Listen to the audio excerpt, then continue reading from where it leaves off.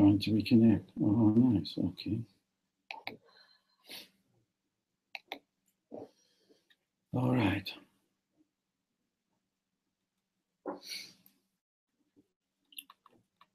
Week, we started with this very intoxicating idea that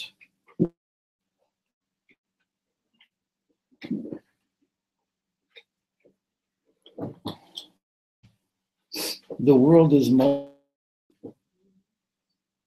and the outer layers are like asbestos gloves, steel walls, impenetrable. But the more you go into the inner, the more transparent. So the secret is how to get past the outer walls. It's also the metaphor that the Torah is like fruit with very bitter shells. It's in order to keep away those who would misuse its secrets. The Zohar tells about a palace where all the secrets of the Torah are there, but they're animals, they're fierce animals surrounding the palace. But if you interact with the animals in the proper way, they become your friends and they become your guides. And when you get to the king's throne room, you have squirrels on your shoulder and baboons and chipmunks, lions, spiders, and all the animals that are there, and they're smiling and they're happy because really they are the deepest friends, but they had to act mean in order to make us think that we could never get in. Isn't that nice? But how do you transform a mean, scary, fierce animal that's trying to keep you out? How do you transform it? What's the secret? No. Feed him well. Toda Rabba. Thank you very well. What is the secret? No. Out of it.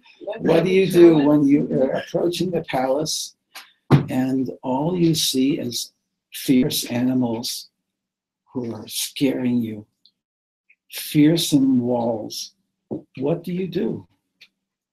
What do you do? Because you want to get into the palace. So he said that the outer walls are very thick and very difficult to overcome. But the more you can get past the outer walls, the more you can see that the other walls within, including the walls within the palace itself, are transparent, and they lead one to the other, and their doors open. The doors open for you. And the animals that were fierce and fearsome and scary and dangerous to you on the outside become your guides and your friends. How does the transfer take place? How do we get inside? Why is it so hard to get inside? We did not say this last week. I started out by saying we said last week that the world is very multi-level and multi-layered, and that if you have the right, if you refine your perception, if you refine your heart, if you work on yourself, then you can see through the outer layers and you can see godliness, pure godliness. And at the deepest levels, you can see that even the layers themselves, it's called Einod Minavado, there's nothing but God. Even the layers themselves didn't even ever existed. But that's very deep, and that's like saved for only a certain moment in our lives, or moments. But then the palace has to reappear again, the world has to reappear again. But it's us who have changed. When we get to that deep level of the Holy of Holies within ourselves, when we've passed, somehow we've refined ourselves, somehow we've cried, somehow opened ourselves up to our own vulnerability, somehow we've been human, we've been the totality of just total knowing that everything we have is from Hashem. So that is what opens up the doors. That's what changes. That's what refines us. Then we come back into the harder part of ourselves, but something has changed inside. You can't change everything at once. And if you would be immediately cut out of your little cocoon, and they'd cut away the rest of the cocoon, and your wings wouldn't work, right? So there has to be you'll shrivel up and die, because you need to do the struggle itself. That's what makes it. That's what makes us. That's what builds us. So Torah is a very difficult path, but there are a lot of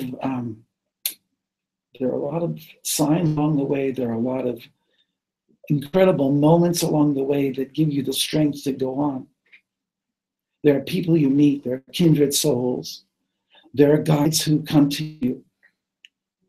There are thoughts that help you. There are writings that you've written 5 years ago, 10 years ago, 20 years ago. You look at them and you say, oh my God, this is so important that I wrote this down. Thank you so much.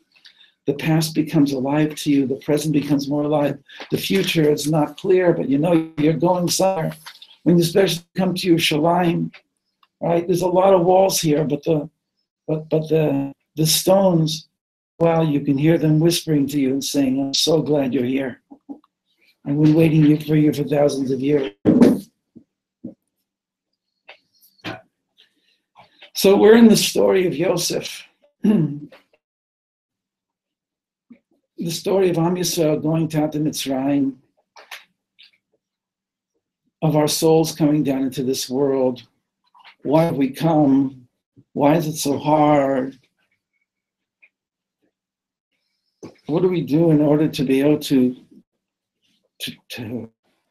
have those moments when everything gets real clear and so good and everything makes sense and all that we had to go through? We make peace with it. We make peace with the one who put us through all that. We say, thank you. How do we get to those moments? So if the world is multi-layered, and us are multi-layered, so the Torah is multi-layered. Going to the story of Yosef and his brothers, after the whole story is over, now we went back to not to the very beginning. We can go anywhere we want in this story, but we're going to the story of Yosef as a story as a reflection of our own journey, of our own self. And we have two sets of papers before us. One from last week, which is chapter 42 of Bereshit, of Genesis, in English, partially worked over from Rabbi Kaplan's translation, partially worked over by yours truly. And we discovered last week when we read verse 1 of chapter 42 that, as well as he translated it and as he wanted to make it nice English and everything, if you don't know the Hebrew, you're totally missing out on, like, it's the depths of the depths. Our purpose here in learning the story that we're learning, and wherever we go, whatever verse we're learning, whatever Rashi or whatever Midrash, because I sent out, and I also will give out tonight, the Midrash called Sefer HaYashar. You have the Hebrew, you have 3 pages of Hebrew, and you have 4 pages of English. This is like, I can tell you, if you write to me, I can tell you how to get this book. Who put it out? His name is Wayne Simpson, the States, who found an 1862 translation of Sefer HaYashar into English, and he put it out. This is his 2nd edition, and he says on the back of it, I think, the ancient Hebrew book that could change your view of history, because it provides for you the story behind the story, the inside story behind. You see it in the Rashi, you see it in the Ramban. It's in pieces, whereas the Sefer HaYashar brings it as one folding and unfolding of a story. It's so beautiful. You still need the Ramban and the Rashi and the Kli Yakar and the Orach Chaim and everything. You need all these. You need the Targum Yonatan. Wherever you can, you just, right? So the fact that Sefer Bereshit just ended and that it's now Sefer Shemot, and every parasha is going to be more powerful. But like, I'm still holding on to the end of Bereshit, and we're going to stay with it. This week, next week, I'm going to go away for 2 weeks, and we're going to come back and try and just get everything we can from it. And the context within which this is happening, it's crazy, is the Mashiach ben Yosef, Mashiach ben David story. What is that messianic story that's hidden within this incredible melodrama, this incredible piece of literature that has to do with us and why we've been born at this time, and all this amazing stuff that the Gra and the Ramchal, the Zohar, the Ari, the Or HaChaim, all these sources, it's like, it's huge. I wrote a book about it. At the beginning, we brought in the book that's a new translation of Kol HaTorah by Shalom Brown, a masterpiece with 7 chapters of introduction. I didn't bring it tonight. It's like it's a huge thing to carry here, and I'm trying to carry it for you and making it somewhat malleable, somewhat that you can handle it. Because what I saw, and the reason we're going into the story form is because stories are for kids. Because we're kids. We didn't have the kelim to handle the conceptual framework that the Gra is already holding on, which is a man who knew the entire Torah. Right? From the age of 40 on, the Gra only learned Chumash and Tanakh. Because everything, all the oral Torah, the entire oral Torah was there for him in the verses. We're far away from that. I've tried for 40 years of my little lifetime to plumb whatever depths I have been able to in there. I try and bring out whatever pearls that I can. And so I am a sharer, I am a liaison, I am a somebody who came in from the outside, who entered as deeply in as I could, and who's come out to share the pearls, the diamonds that I found. So I'm a resource man. I'm trying to communicate. I'm trying to bridge here. And I don't know as much as many people, but I've integrated it. I live it. I'm a master of madness. I've written many books. I have so many files of so many translations of so many things in my computer that the world has never seen, may never see, but I was privileged to do them. Anybody wants to come visit me in my office? You're invited. Okay, so introductions. I had to give some kind of a context for this. Forgive me. Okay, we're in chapter 42. As I said, the first verse, Yaakov learned that there were provisions in Mitzrayim. It's Vayar Yaakov ki yesh shever. Shever is not just provisions. We mentioned the Meor Enayim, Menachem Nachum of Chernobyl, the Chernobyl Rebbe, the Talmud Maggid of Mezrich, who brings this verse in his Pirush, in his commentary on the first verse of Bereshit, of Genesis. Like, why are you bringing that Yaakov saw that there was Shever in Mitzrayim? Why are you bringing, what's the connection to in the beginning, God created the heavens and the earth? Because Shever is brokenness, that there's brokenness in Egypt. There's broken vessels, there's broken shards, the sparks of holiness that fell in the Shvirat HaKelim. Mitzrayim is this world in general. It's not just the Mitzrayim, the country.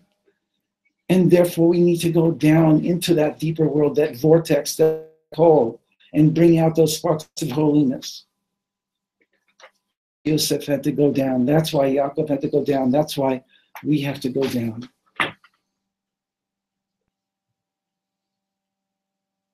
So that is hidden in the English. We learned that there were provisions in Mitzrayim. Okay. I don't know what that sound is. Sounds like an electronic device going nuts. Yeah. Okay, I hope it doesn't bother anybody.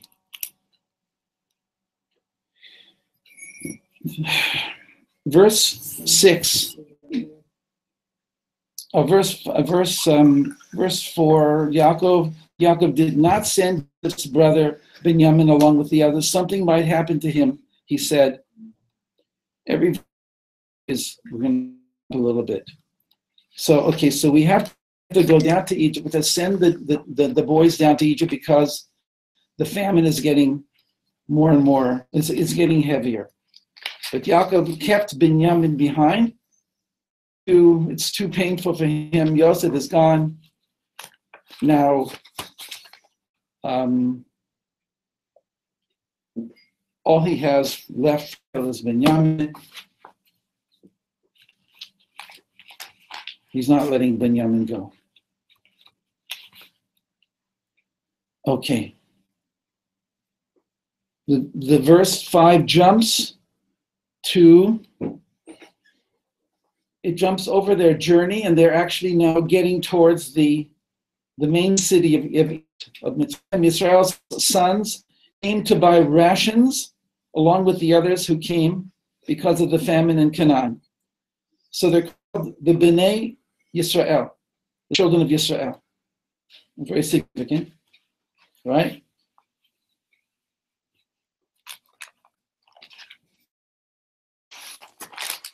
Before we saw in a moment, they're going to be called Joseph's brothers. What somebody is called is obviously going to tell us something about what's in their mind, what's on their mind. They're called Bnei Yisrael. It's a very, that's the best you can do, right? And Yaakov is here called Yaakov, but at the same time, they're called the Bnei Yisrael.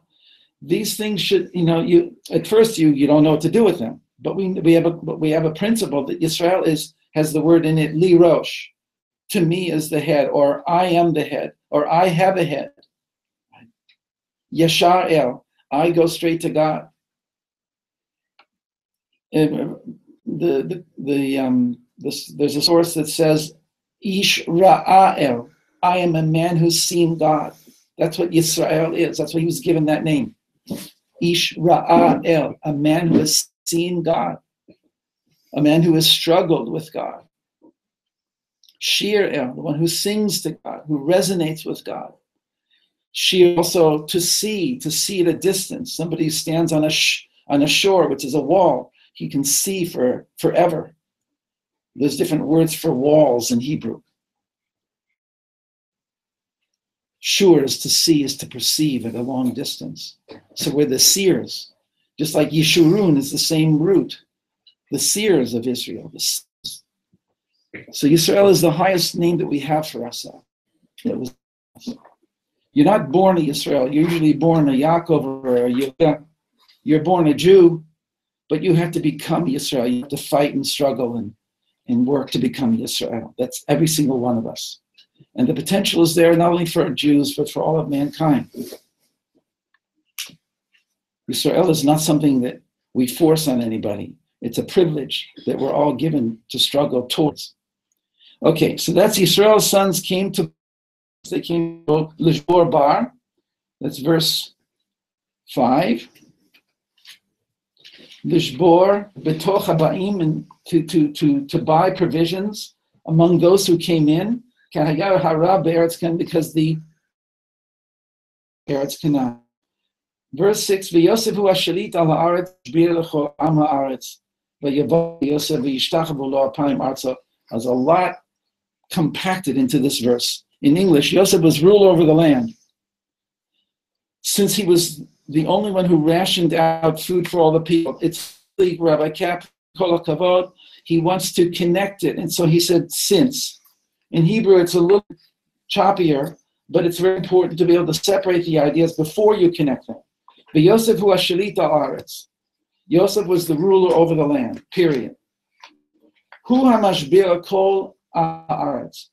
He now has taken the position of being the provider for all the people of the land. It's two different thoughts, and hidden within that is, the Ramban says it, and also we have it in Sefer HaYashar. So let's read it inside. You'll see on page 243, chapter 51, in the middle of what's called here 7. They're not verses, but they're numbered in some way. And the sons of Jacob agreed to this thing. This is what their father told them to go. Strengthened themselves on account of Yosef, meaning to say, they made a decision among them. They didn't obviously tell Yaakov. That's going to be a leitmotif of the whole story is, does Yaakov know? If he does know, how does he know? To what degree does he know that what was done? Did anybody ever tell him, up until the very, very end of the story, did anybody tell him? There are hints that he knew, but only when he was in a state of prophecy. Otherwise, he didn't know. because nobody ever told him, not Yosef and not the brothers. There's a whole thing there that I want you to think about as we go through this. But they decided among themselves to deliver him from the hand of his master. They made a thing. We'll see what that means also. And the sons of Jacob went to Egypt. And when they came near to Egypt, they separated from each other, and they came through 10 gates of Egypt, and they gave their names on that day and brought them to Joseph in the evening.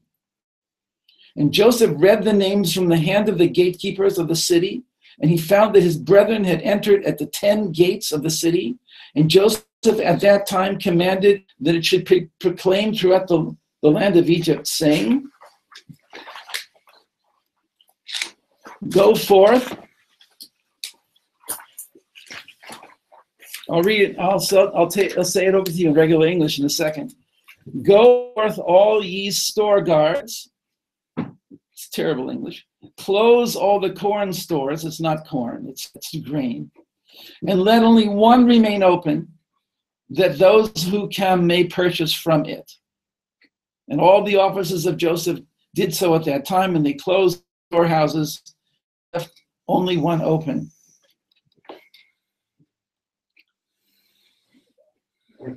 So in this verse 6, he was the shalit he was the ruler over the entire land. He set up storehouses in Egypt, all throughout the city, that when people would come, they would have different places they would go. But he had gatekeepers have everybody give their name upon entry into the gates, right?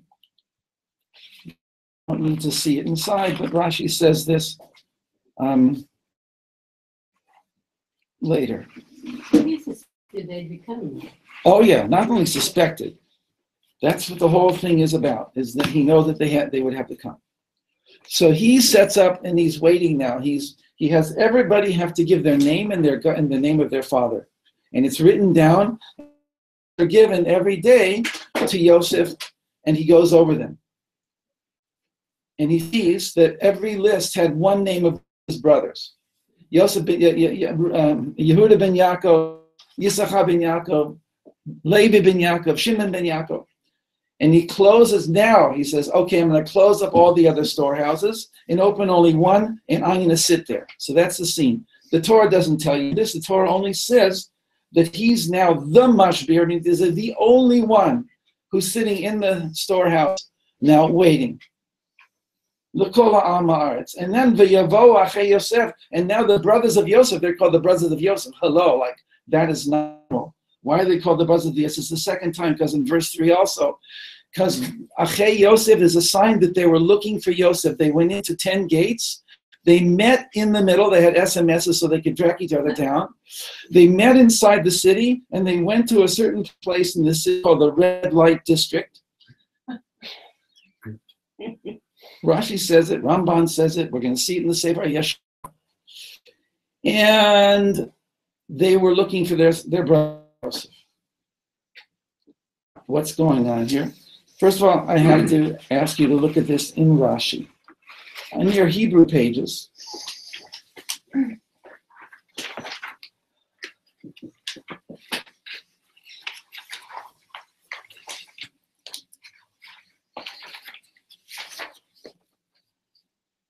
it's not in its place. That's the problem.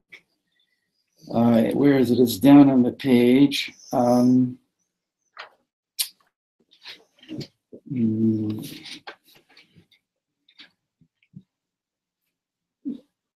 It's in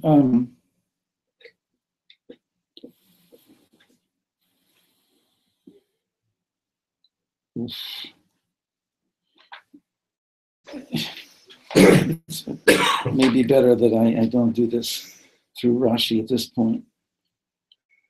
Let me just go here up into the Sefer Yashar. We're back up on page 244 and at number 11. And Joseph gave the written names of his brethren to him that was set over the open store.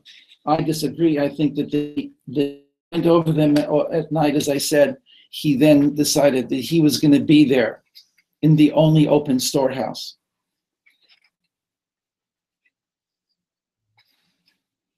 I see. It's adding a detail that it's important.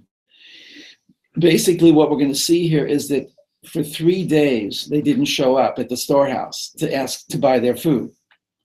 So Yosef is expecting them. So according to the Sefer Yashar, he put somebody else there. And he said, when they come, tell me who have come to thee to buy corn. And when men of these names shall come before thee, seize them and send them, right? See, to me. 12, and when the sons of Jacob came into the city, they joined together in the city to seek Joseph before they bought themselves the grain. So it's again telling us that's why the verse is calling them Achei Yosef, the brothers of Yosef.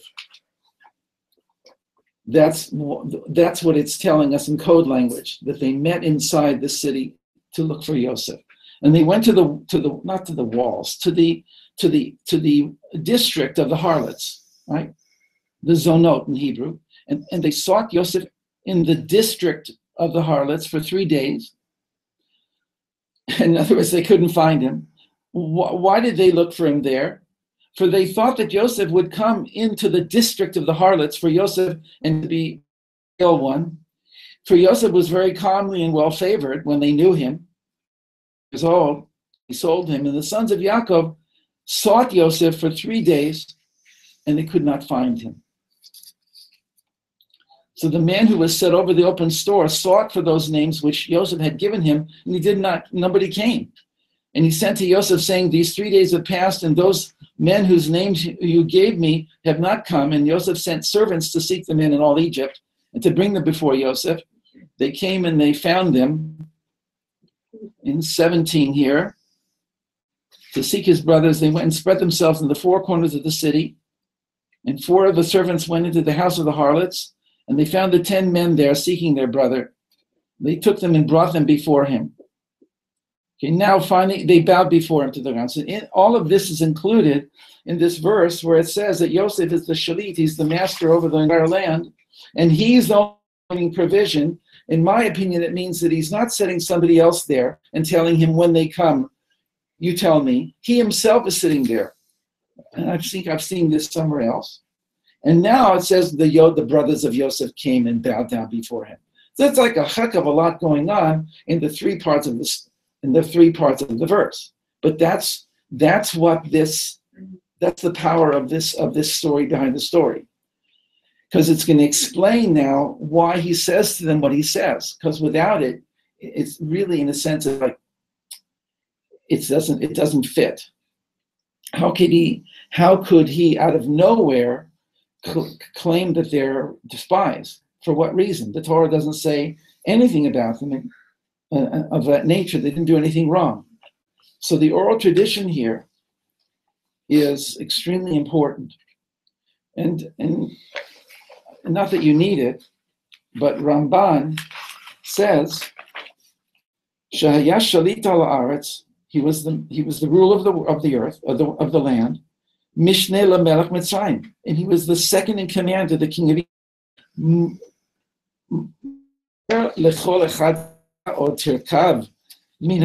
What is he doing selling grain to people who come a kilo here, 2 kilos? Like, it's not fitting that the shalit of the whole land should be selling like down in the shuk, even if you call it his storehouse. So Ramban says, that's why the rabbis aroused themselves over this and said that he ordered to close the stom et otzarot, to close the storehouses, chutz me'echad be'etahi, except for one at that time. He's getting this from somewhere. He calls it Bereshit Rabbah. It's definitely, what we're seeing here. May I ask a question? Yes. Thanks for coming. I see that you sent me a note that you weren't coming, and you came, Baruch Hashem.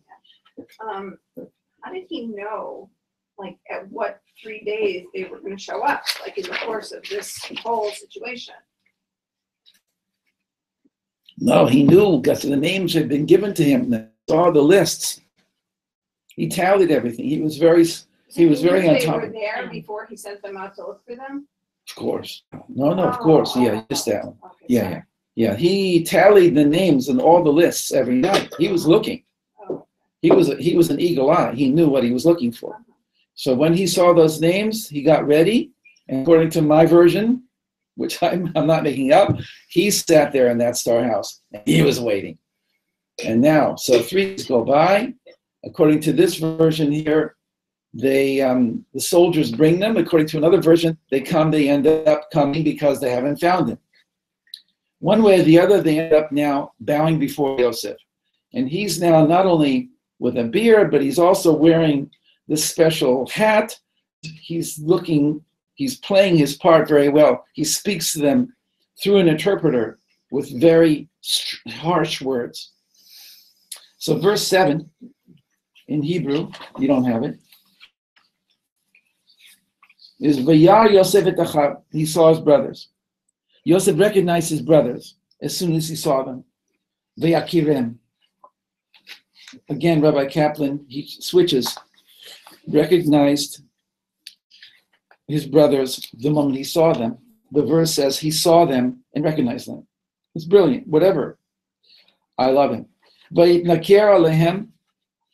And he says here, he behaved like a stranger. He's basing himself on Rashi, but v'yitnaker is he acted harshly towards them. He acted like a nechar.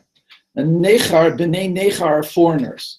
In other words, how is a foreigner treated? Not often very, very not hospitably, unless you make a point of being hospitable. But if a person is a stranger and you suspect that he's not one of you, so it's called a nechar. So to v'yitnaker is to act harshly and put up boundaries.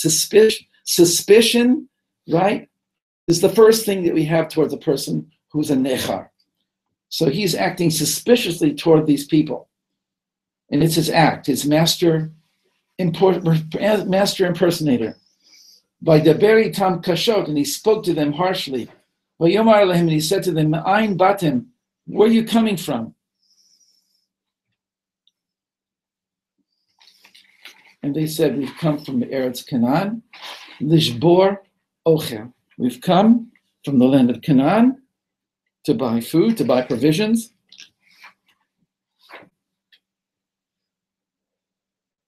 Okay. Again, it says he recognized them. But Yakir Yosef Itachav, he recognized them. This is the second time, so everybody pays attention to why it says the first time he saw, but he wasn't sure who Shimon was, who Levi was, who Yehuda was. But now that he saw them talk among themselves, and then as they were, he was seeing things that he remembered about them. So it says it now in verse 8 that he recognized them now specifically who they were. That's according to one commentary. But the problem is v'hem lo hikiruhu, but they didn't recognize him. So this is the recurring theme throughout the Kol HaTorah, that the Mashiach ben Yosef recognizes his, but they don't recognize him.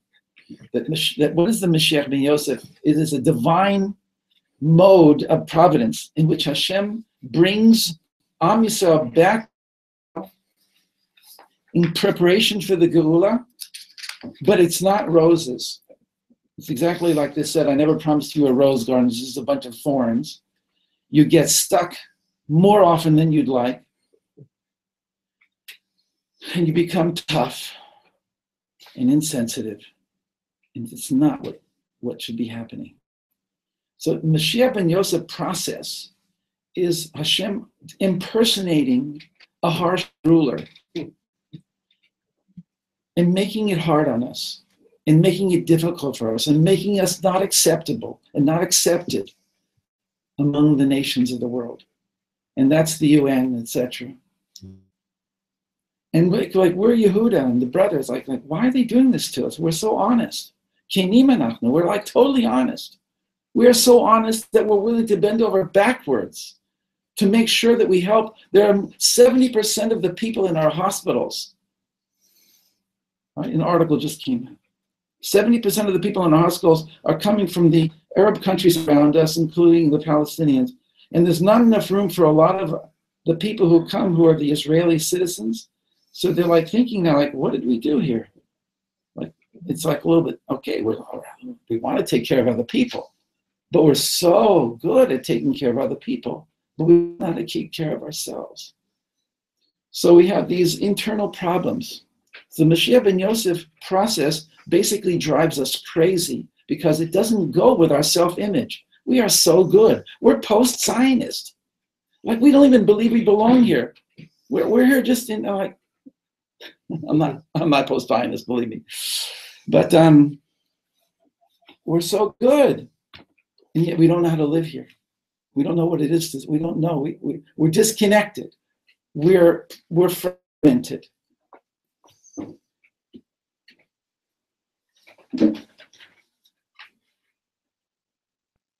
So we don't recognize Yosef. And when we don't recognize, the more we don't recognize what's going on, and that this is a process of refinement for all of us, where all the walls and the fierce animals and the scary stuff comes in, and we don't know what to do with it because there's something not whole inside of us, or in me, I should say me.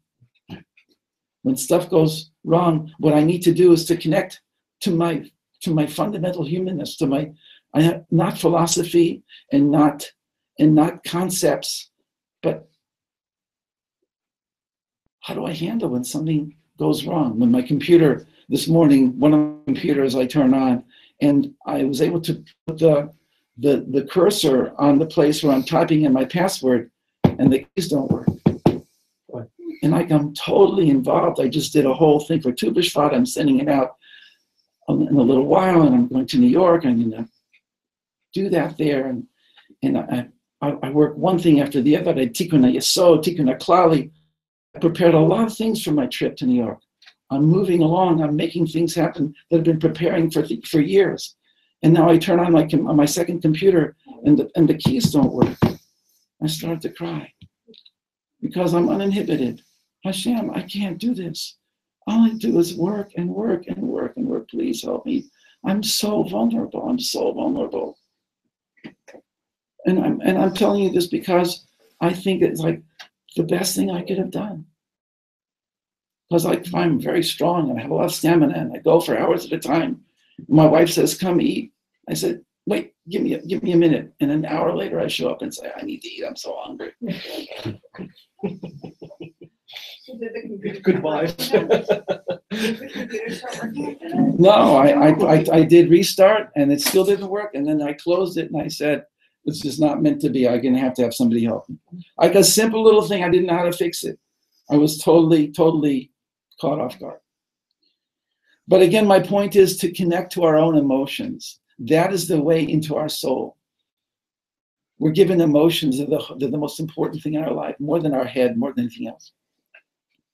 Fear. Behind anger is usually fear. There are emotions and there are layers of emotions. And so our inner world will open up to us if we allow it to. The vulnerable self, the part of us that's not going 15, 20 hours a day, and not the part of us that can't do that. We need to incorporate that part of ourselves into It's ourselves. generally not taught that way at all. No. Most schools, it's intellectual achievement. Nobody cares what you're feeling. Shut up, don't tell anybody. Right. Be an idiot. Intellectual achievement is basically a very dangerous sign of our times. That's exactly what Torah learning has become. But there's signs of something else happening. And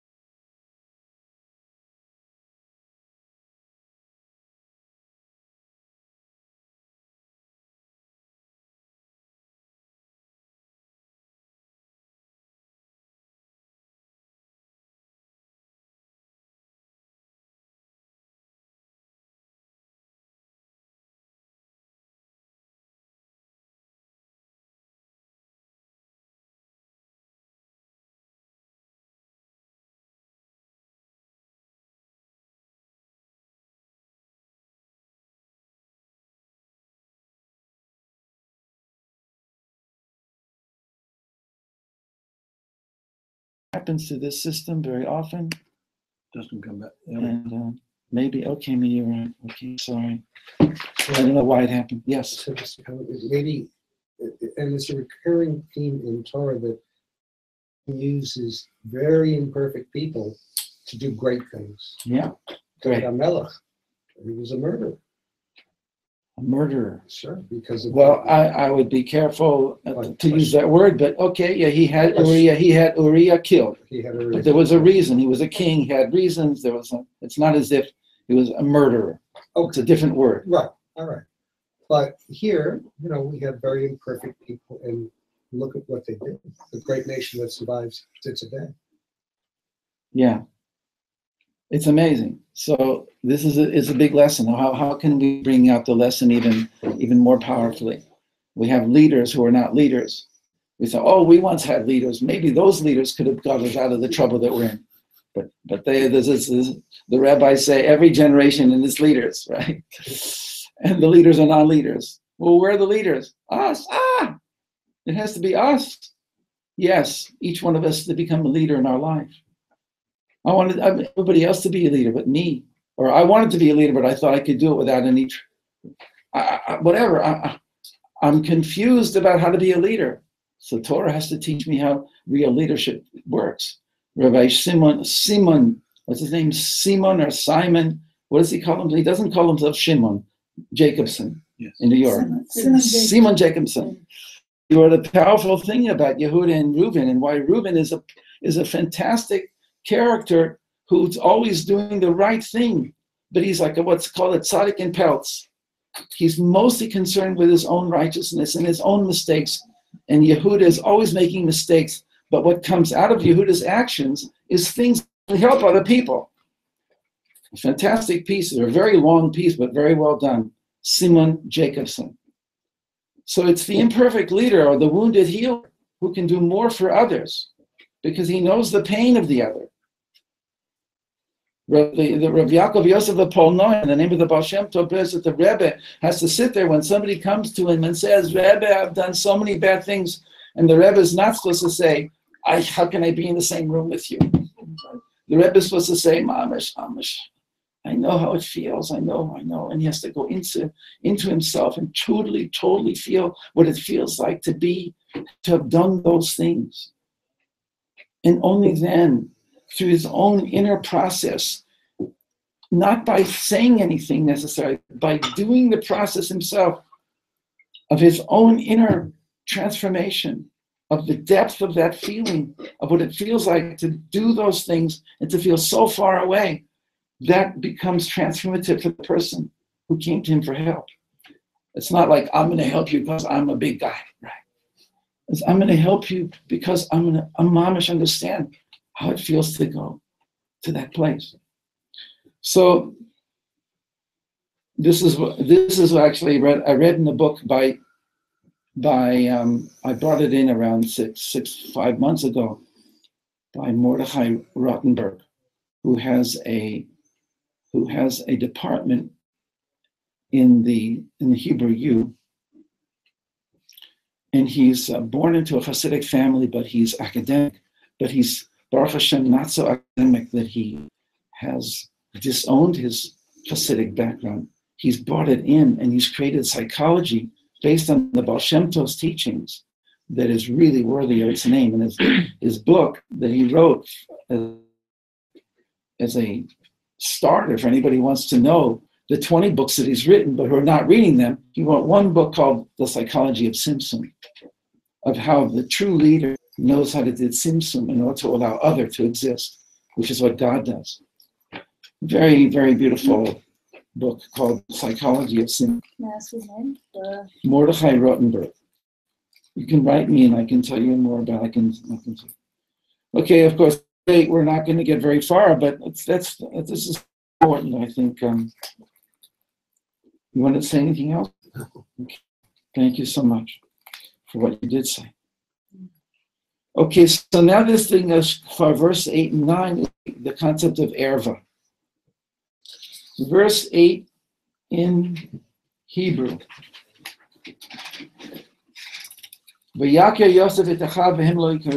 He recognized them, but they didn't recognize him.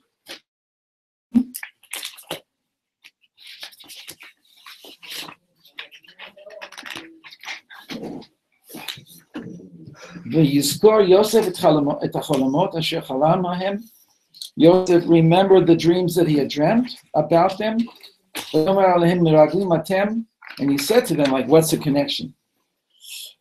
You guys are spies. Come to see the nakedness of the land. Kaplan, he remembered what he had dreamt about them. And then all of a sudden, out of nowhere, that memory, how does that connect with, and he said to them, you are spies. He remembered the dreams that he had had about them, and he said, you are spies. Doesn't make sense, right? You've come to see where the land is exposed to attack, or you've come to see the nakedness of the land, or you've come to see nakedness. In other words, the reference here is to the harlots, to the red light district. Rashi, on verse 9, Asher chalam lahem, that he had dreamt about them. Alehem, that he had dreamt about them. V'yada shenit kaimu, shahari yishtahabu lo. Now he knew that they had been fulfilled, because behold, they had just bowed down to him. So that's Rashi says, he's not trying to connect the two parts of the sentence. It's like, yes, he understood now that he remembered the dream. He knows his inner world, his inner life now. He's been waiting for this for a long time. His plan is going to now, he's now going to start to unfold his plan. And the immediate thing that he needs to do, now that he knows that these are his brothers, and he recognizes them, and they don't recognize him, that's the sign that he has to put forth the plan. The plan is to cause them hell, to put them through a ringer, to make them feel that they have done, that they don't know what's going on. He starts by saying, you are spies. You've been away for 3 days. You came in. I know your names. I know where you came in. I know how you came in. And I know that you disappeared for 3 days. And according to one version, I sent my men and they found you in the red light district. And according to the other version, I know where you were. Even though according to the version I'm going on, because of what's going to happen in a second, Yosef is going to reveal something to them. So it's all hinted at in the word ervat haaretz. You've come to see the nakedness of the land. So Rashi says, ervat haaretz, gilui haaretz, the exposure of the earth. Rashi basically goes on the idea that Kaplan goes on, which is that he's accusing them of, at this point, of trying to look for weak spots, for soft spots, so they can attack. It's like has nothing to do with anything. It's just working with the word soft nakedness. But in a moment, so that's the problem it's in verse 13 and 14 that we're going to get what we need here for verse 9. That's hard for me because I would like it to be here. I can't obviously rearrange Rashi. He has a reason for what he did. So let's read to verse 14. Let's read verse. Their response is verse 10. No, my Lord, they replied, we are your servants, and we've come only to buy food. 11. We are all the sons of one man. We are honorable men, honest men, upright men. Imanachnu, Kenim, Ken. Rosh is a thing on Ken. We would never think of being spies. What's the Hebrew?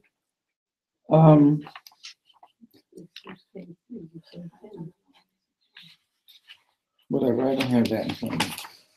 What?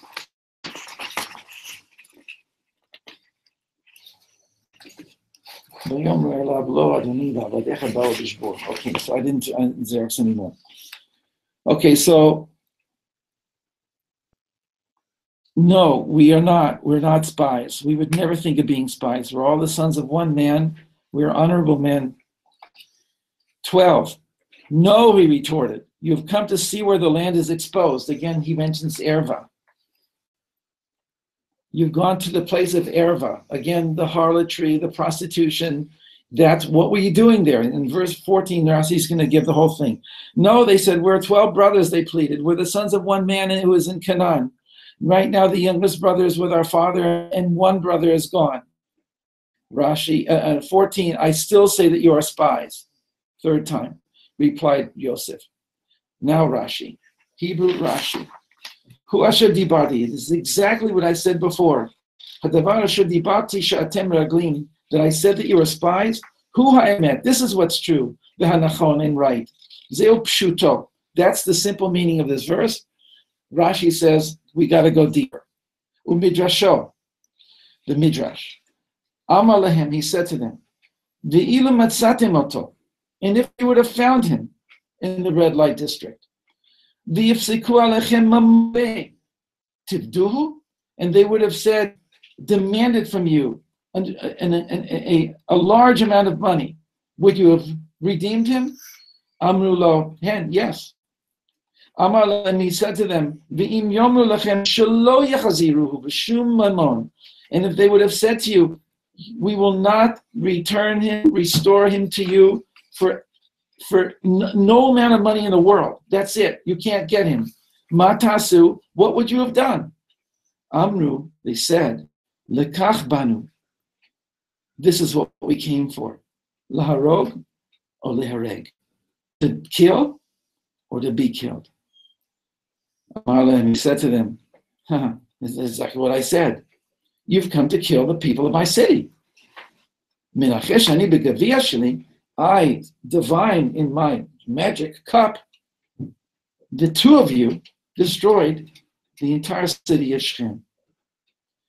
So again, this is piecemeal. The Sefer Yashar is long-winded. So we have both. Sefer Yashar for a second.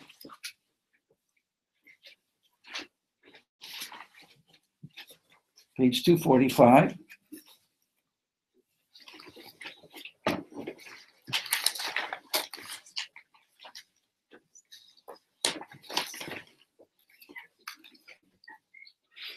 Read 22 and 23 yourselves.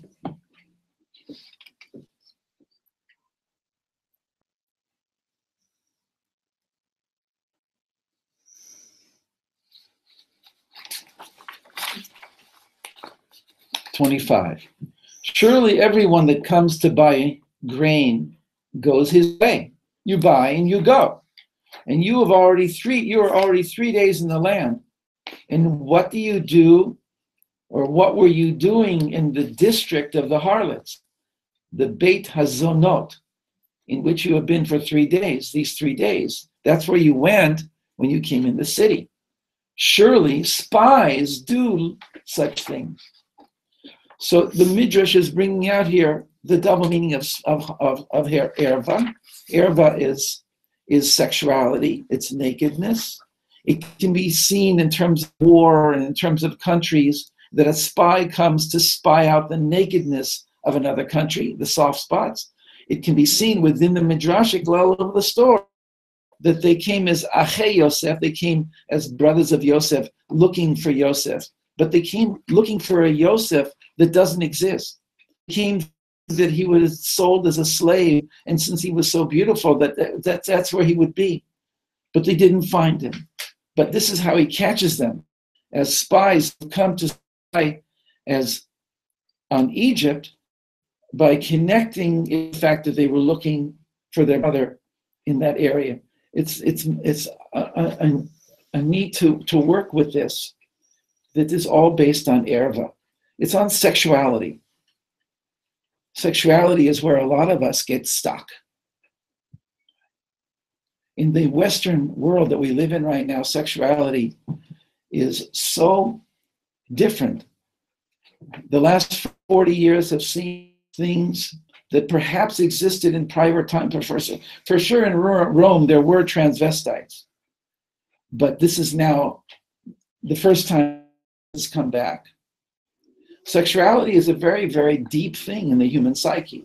A man is a man, a woman is a woman, right?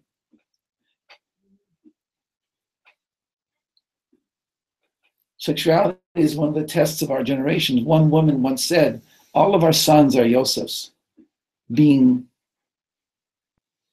seduced each day by a Potiphar's wife. For a young man not to be seduced into the sexual mores of our days is a miracle. It doesn't happen. It's almost impossible. Then there's no one single answer, but there are definitely ways to deal with it. And one of the ways is to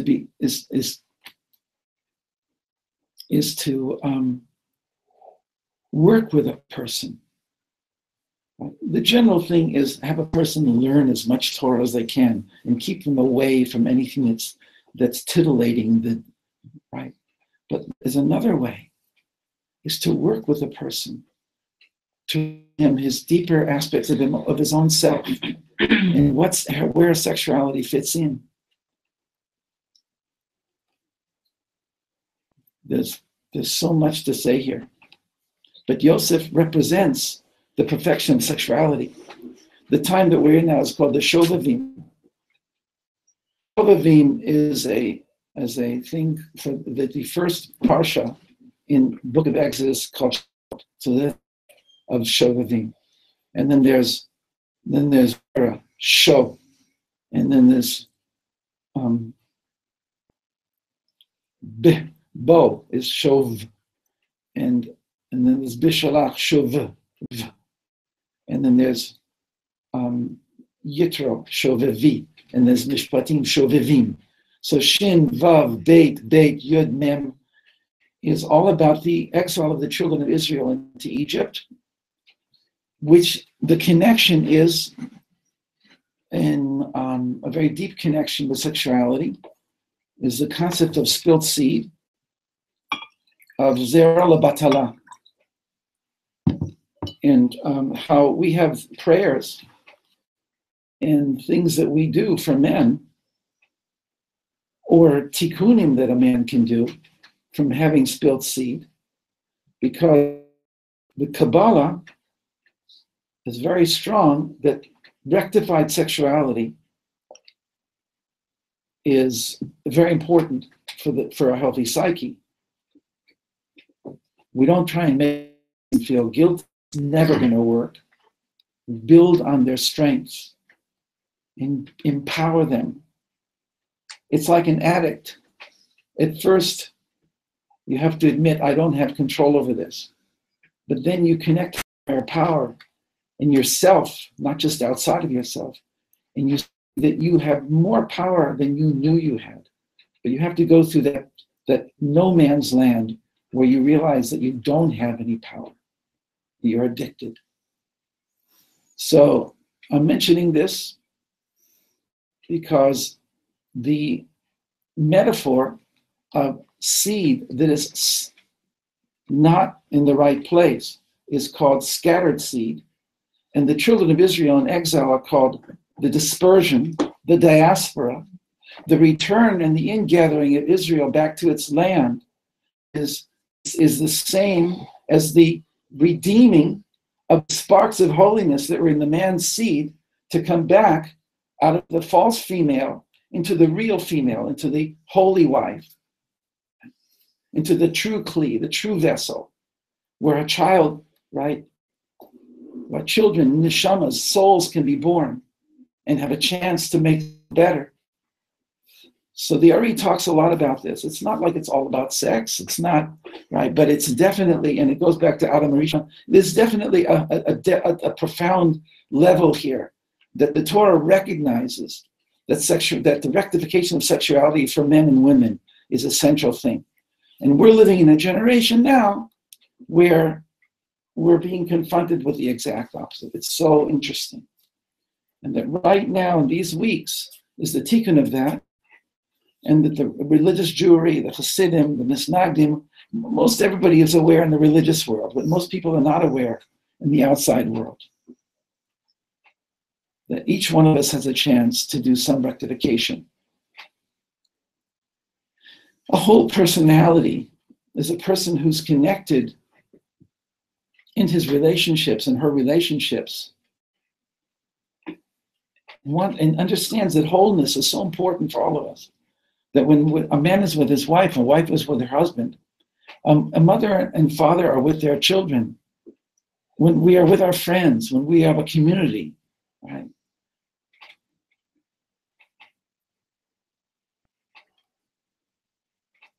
We talked a long time ago about making a Reshut Yachid, to making a domain of the one where God can dwell in our midst. We're very feeling people, we're very physical, where we operate at every level. So we have to have good, healthy outlets for everything that's a part of us. Anyway, I bless us all that we can, one of the reasons we've been born in this generation, and that we see that that's one of the tests of the generation, is the full rectification, because you can't rectify something if it's hiding.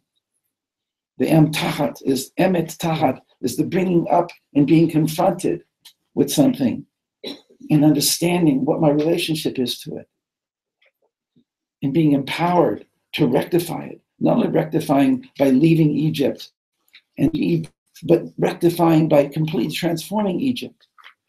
That's the potential for our generation. Our souls have that. I know I'm not giving any answers for teenagers and for young people in their 20s, but I bless us all that we can at least know the direction we need to go in.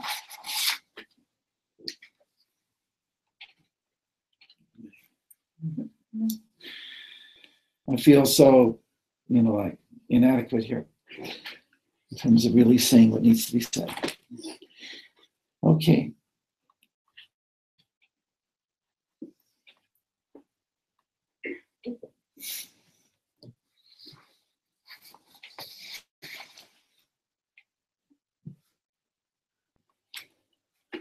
The bottom of 245 and number 27. And Joseph said to them, and have you sought him throughout the earth, that there only remained in Egypt for you to seek him in?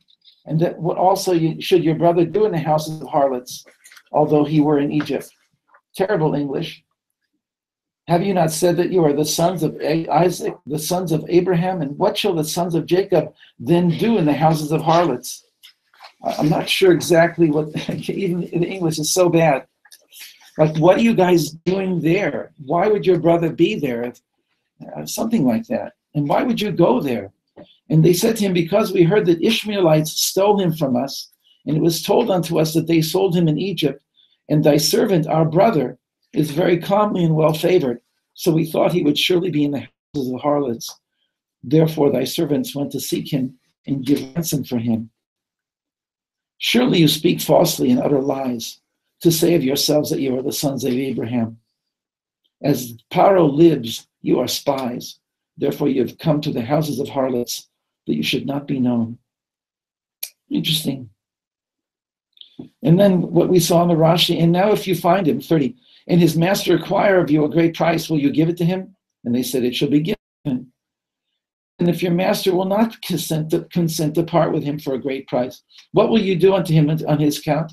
And they answered, saying, if he will not give him unto us, we will slay him and go away. And Yosef said, that is the thing which I have spoken to you. You are spies, for you have come to slay the inhabitants of the land. For we heard that 2 of your brothers killed the people of Shem. Okay. So this is the beginning of Yosef putting his plan into action. Who wrote this Sefer HaYashar?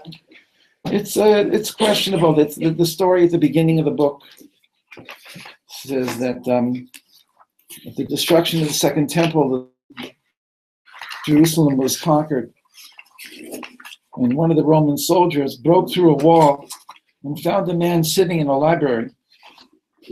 And this is one of the books in that library. It's very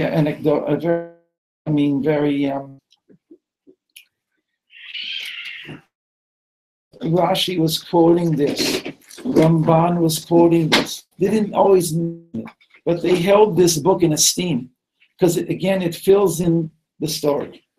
It's a perfect fill-in where, if you'll see Bereshit Rabbah, Rashi, Ramban, Yonatan ben El, they're all bringing little pieces here and there. But in Sefer Yashar, it's all laid out very clearly. This was a little hard, I think. I'm sorry.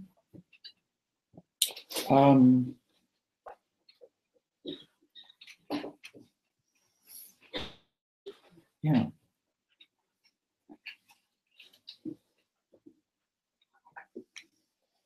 It's interesting. It says you call yourselves the sons of Abraham. It's almost like saying you're not worthy. Yeah. All this is being done is him. They don't know he's the brother. It's being done through ways that he's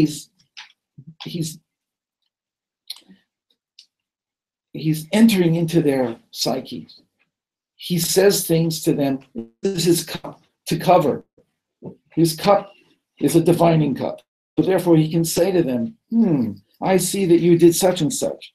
And that just completely disarms them. Because how does this guy know these things? Who is this guy? How does he know this about us? He must know other things about us. We are in trouble. And then when he puts them in jail for 3 days and says, only one of you is going to go back. Then he comes back at the third day and he says, I want to send all of you and keep only one of you. Because I'm Yireh Hashem. I don't know how it's in the Hebrew, I forgot which name of God he uses. But again, through an interpreter, he manages to tell them, listen, I'm not going to be so hard. I was going to keep all of you and send one of you. No, I wouldn't do that. Everyone in your family, the food and everything, and go. And one of your brothers stay here. Which one stays? Shimon. Because I have to separate Shimon and Levi. And then in the inn, when they open up their bags, the one that opens up his bag, Rashi says, Levi. Whatever, he has ways of knowing which one is which. Levi opens up his bag first and says, oh my goodness, we're really in trouble. I found money in the bag. Oh no, like what is this guy doing to us? We're in trouble, we're really in trouble. Everything is, we're in trouble. And then Reuben again says, I told you guys we shouldn't have sold him. I told you. It's just like an internal conversation, but it has to break through. I saw the Kli Yakar. There's a whole thing here on exactly how everything that did to Yosef is putting them through the ringer to have them do what's called tshuva, that exactly is point for point for what they did. The Ari, of course, as I said, is ruthless. The Ari says that Yosef now is also perfect. The way he told his brothers the dreams, the impression that he gave is that he wanted to take over the whole family. That was also wrong on his part. That's why he had to go through his ringers. Everybody's going through a ringer. So I look at my life, you look at your life.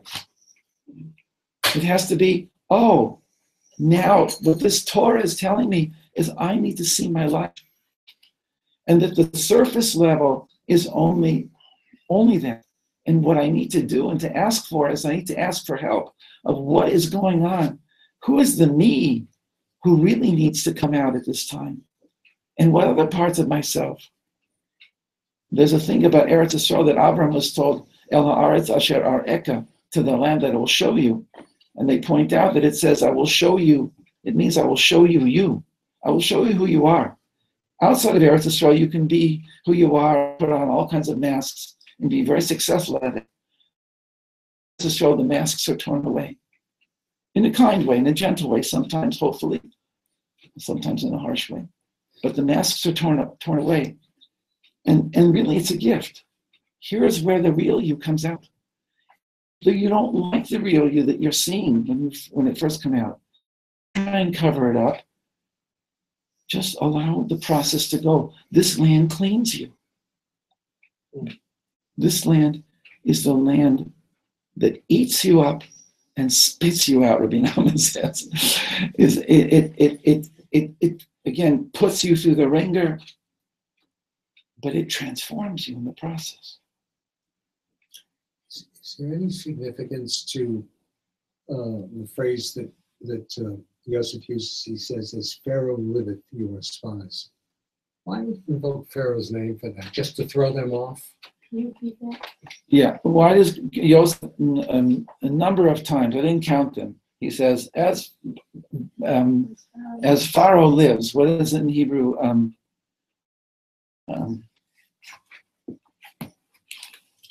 Too many pieces of paper, and I don't. I'm like swearing on Pharaoh. Whatever. Rashi says, whenever he swears falsely, whenever he wants to do something false, he uses Pharaoh's name. That's the Midrashic instinct. Yeah. By Pharaoh's name, you are spies.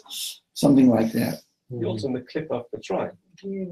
What? You're under the malach of Mitzrayim. You're under the angel of Mitzrayim. Okay. You're in the clipper. You see, Paro in Kabbalah is called Dat de Sitra Achra. Moshe Rabbeinu and Yosef and the Tzaddikim are called holy consciousness, holy doubt, holy self-knowledge, holy connection.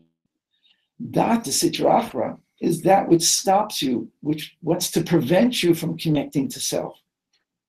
Later on in the Moshe story, Hashem does seven days. He tries to convince Moshe to go down to Egypt to bring out the Bnei Israel. And Moshe says, "I ain't going back there. Me, send somebody else." Hashem says, "No, it's you. You were born there, and I had you born there for a reason.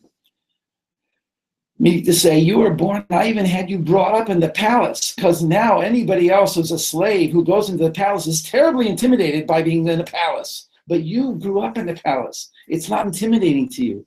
I trained you for this. You were the perfect man for the job, Moshe." Moshe says, "I ain't going there. Not me. You're going." And fine, because why do you have to go? Because you are, that's your nemesis. That's your other side, your Sitra Achra. The other side of who you are is Paro. You have to confront him and take back what he has taken. You have to take the Bnei Israel, which is all the sparks of holiness, of personality, of our being, of that which is being co-opted by Paro and he's great director of his films. He makes films that completely entrance us. But what Moshe does, comes and he turns on the lights, and Paro's film disappears. And he reveals Paro for who he really is. And Paro's name actually comes from the root to reveal, to expose. But anyway, Moshe has to go back down into these deep parts here, the unconscious, after having gone up to Sinai and having been called out of his body and been called up into the highest level of his soul. Moshe, take your shoes off, take off. I am wrapping you, I'm irradiating you with the highest level of your soul. You are now becoming transformed. Now go down there and bring the children of Israel, which all that good stuff that's trapped in Paro's theater. So Paro, to swear on Paro's name is definitely, whenever he doesn't want to do anything serious, whenever he wants to use that, well, that's what Rashi says. But I guess, as I said, it really gets interesting when you see that Paro is Oref, which is the back of the neck, and Moshe is under here in terms of the physical body. He's in the holy place of the throat. The back of the neck is where, very symbolic, is that which can, the Amalek grabs onto here, the Nachash grabs onto here, and Paro, all three of them, to separate, and also in the matrix, that's where the matrix drills into the human brain to suck off the human brain, the energy for its machines from the human brain. So is that precisely the tefillin knotted? That's what a knot of the tefillin is, the back of the tefillin. Yeah. So there's definitely a deep thing here about that, to overcome the power that tries to separate our heart and our heart and our mind, to separate us from our true mission. But we have to fight that, just like Yaakov, to become Yisrael, had to fight an angel. According to 99% of the Midrashim, he fought the angel of death, Malach HaMavet, the Sar of Esau, the angel One midrash, Yalkut Shimoni, he fought Michael. Michael is the sorriest angel of Israel. Why would Michael fight Yaakov Avinu? Because in order for Yaakov to become Yisrael, he has to fight Michael, who's going to become the Sar Yisrael. From that moment on, he's going to fight and hold the banner of Yisrael. He's going to fight for us in Shemayim. In order for him to do that, he has to bring Yaakov he has to make it very hard on Yaakov. The butterfly has to fight its way out of the cocoon. Yaakov to become Yisrael, fight. Moshe to become Moshe has to fight. He's always, the tzaddikim are fighting. Moshe goes up into Shemayim. He wants to get the Torah. He thinks it's good to be like, I just want 5 Torahs here. Please give me the Torah. No, there's angels up here. You think angels don't like giving Torah to bring it down to the world? Answer them why you should be the one to take Torah down to the world. And he says, I'm afraid of them. Are you kidding? They're angels. I'm only human. Hold on to my throne, Hashem said. Because my throne, Rabbi Nachman says, is the throne, the Kisei HaKavod from Olam Abriya, where your neshama comes from. And you're only here in Olam Yitzir with the angels. Your neshama is from a higher level than the angels. Yes, as a human being, we're lower than the angels. But the root of your soul is higher than the angels. Hold on to this throne, which is the root of your soul, and answer them why you should be the one. You have to fight for Torah, Moshe. Come on. Why should you get the Torah? And he gives them these like one after the other. Pow, pow, pow, pow.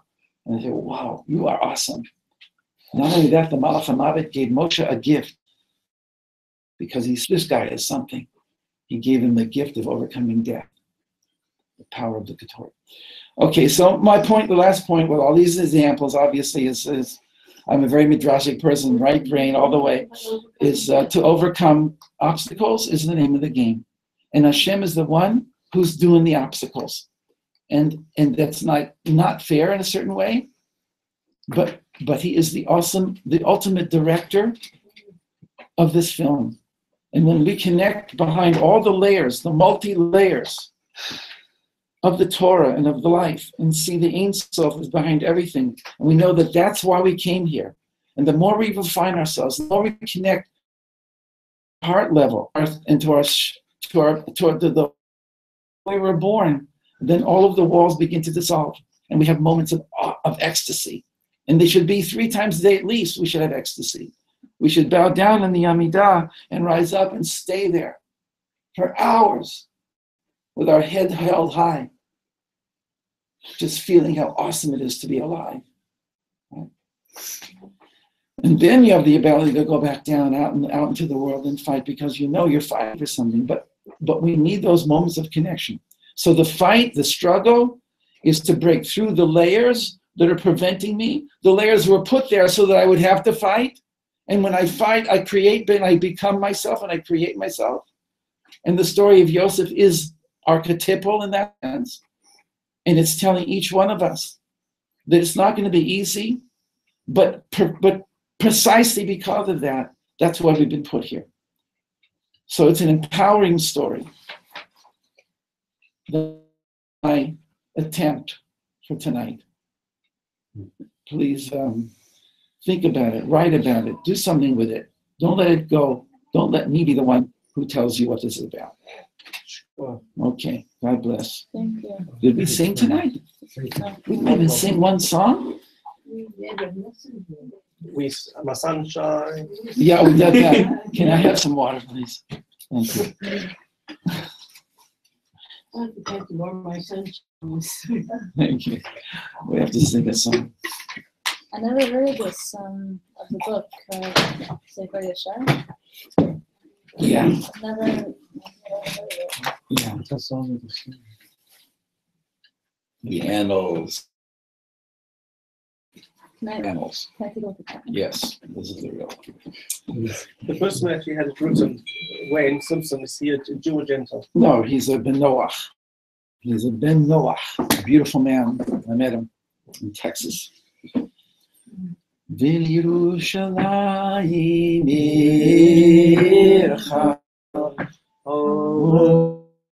Chaim tashur Tishma b'tocha b'tocha Hashem na na na na na na na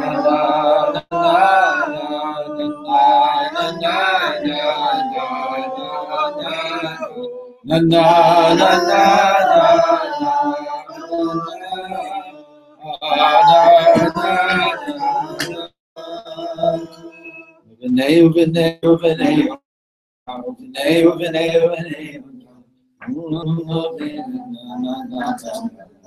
Everybody should know this. The Nusa Ashkenaz. I don't know it. I can't get it. It doesn't come to me naturally. So if you want, get the words. I don't know the words. You know it. What's the words? Be David Abdecha, ay na na na na na na na na. Si David David Abdecha, Yama bimhera na na na na na na na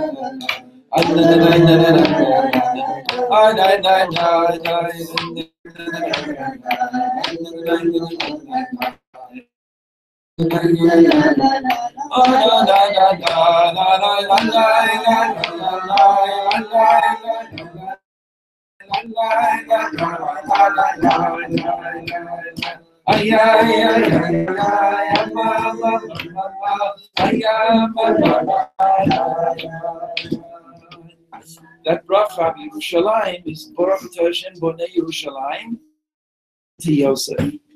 Binyan, to build building, to build Yerushalayim, the eternal city.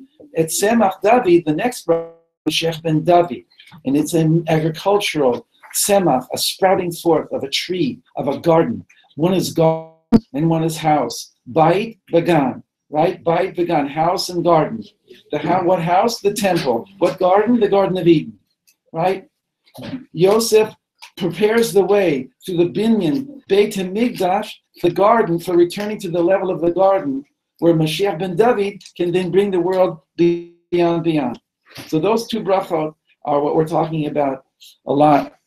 We'll come back to it, but that song, that whole thing of building it's more difficult to build. When you've built the building, the human effort, then Hashem comes through with that which is from the organic world, that which comes from nature, of the deeper level of nature, the garden. So the two metaphors meet in the two Mashiachs, right? That we have to build. We take stones and we quarry them and we